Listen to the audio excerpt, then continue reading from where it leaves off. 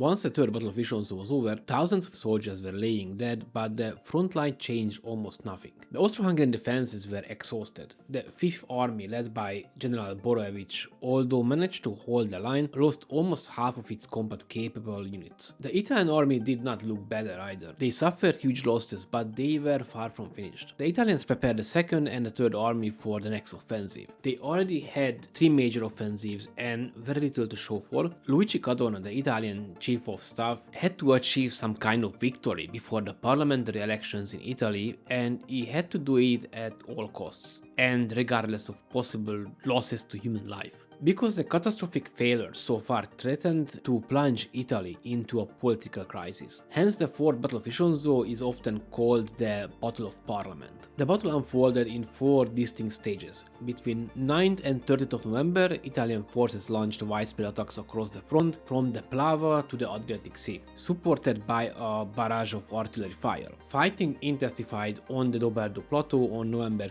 14th and 15th, with Italian troops attempting to dislodge the Austro-Hungarian defenders. From 18th of November to 22nd of November, a concentrated effort to break through at Oslavia, which is north from Gorizia, resulted in a fierce combat but little progress. Finally, between 24th of November and 5th of December, the Italian army made further attempts to breach the Austro-Hungarian defenses across the entire sector, only for the offensive to gradually lose momentum as the winter set in.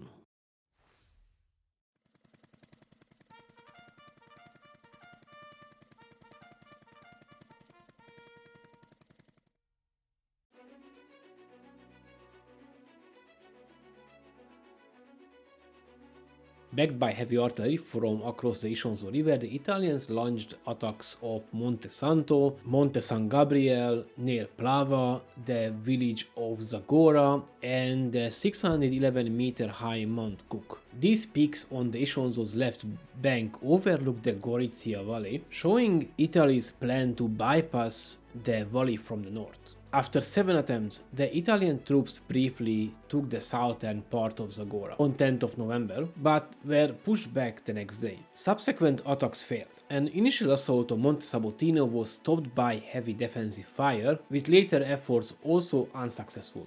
Attacks on Oslavia, a village near the road to Gorizia on the right bank of the Isonzo, were repelled by the Carnolian Infantry Regiment Knights of the Milde, which was the 17th Regiment, and reinforcements from Lucinio were destroyed by Austro-Hungarian artillery before even they arrived. Intense hand-to-hand fighting occurred on the Doberdo Plateau on the 10th and the 11th of November. Starting at 11 am, Italian infantry attacked repeatedly but failed to advance by nightfall. At Peteno, the efforts were blocked by heavy artillery barrages. On Monte San Michel, north and eastern slope, the Italian troops temporarily captured a trench but couldn't hold it. The repeated Italian assaults were carried out by the regiments of the Siena Brigade and then by the 1st Bersaglieri Regiment. The Sassari Brigade relieved them on the 10th of November. Near San Martino, Hungarian regiments, which was the 39th and the 46th Fire von Konrad Regiment, defended the trenches despite heavy fire and brutal combat. Further south on Monte de Seibosi, the Styrian regiment, the K und K Landwehr Infantry No. 26, repelled 5 assaults on the 10th of November alone. The Styrians reportedly provoked the Italian officers by shouting "Avanti, Avanti," which means forward, forward,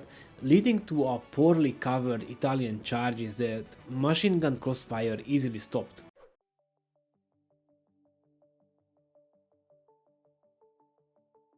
In the second stage of the battle, the Italians shifted their focus to Monte San Michel, which was next to the Isonzo River. The occupation of these positions would have made it possible to the Italians to dominate the Doberdo Basin from above. This mountain and the Austro-Hungarian defensive lines were heavily bombarded with artillery, and under this cover fire the Italians attempted to capture Monte San Michel on the 14th of November. Although they managed to breach parts of the northern slopes trench, they were quickly forced out by immediate Austro-Hungarian counterattacks. A second assault the following day, this time executed as a pincer attack, achieved only partial success. Some captured trench sections had to be abandoned in the evening due to further Austro-Hungarian counterattacks.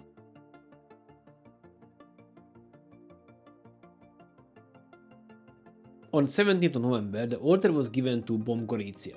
considered a strategic center for the Austro-Hungarian supply lines, so after warning the citizens by dropping leaflets on the city, the Italians almost completely destroyed the whole city. It is important to point out that this was the first time that an inhabited city had been destroyed by bombing. As the beginning of the third phase, the Italians tried to break through at Oslavia along the St. Florian's Pevma-Gorizia road. Some assault columns reached the Austro-Hungarian trenches but were pushed back in close combat, leaving over 1,000 Italian soldiers dead. A former Austro-Hungarian position previously captured and fortified by the Italians came under intense Austro-Hungarian artillery fire. This demoralized the Italian garrison so much that, allowing a small force from the Infantry Regiment No. 17, led by Reserve Lieutenant Josef Freitag, to recapture the position without losses and take the garrison as prisoner. Additional positions were reclaimed by the Bohemian Infantry Regiment Archduke Leopold Salvator No. 18 and the Galician Infantry Regiment Philip Duke of Württemberg No. 77 on the 28th and 29th of November. The Italians attempted twice to retake these positions but were stopped by heavy Austrian artillery and forced to retreat.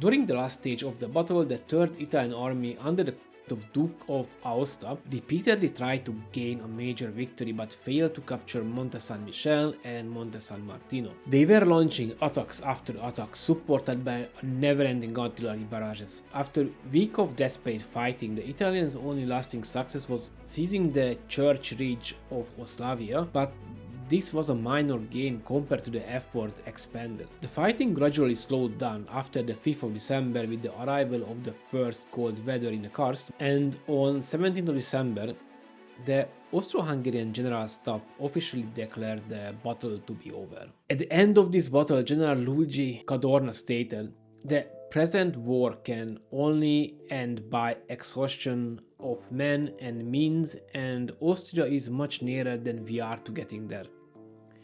It is scary, but that's the way it is." When the fourth Battle of Isonzo was over, the losses were significant on both sides. The Italians had around 4,000 dead soldiers, 17,000 wounded, and around 26,000 soldiers missing. On the Austro-Hungarian side, the losses were 7,000 dead, around 34,000 wounded, and around 7,500 missing. Although the losses of the monarchy were higher, they managed to hold their ground against the outnumbered enemy and push back the Italian offensive.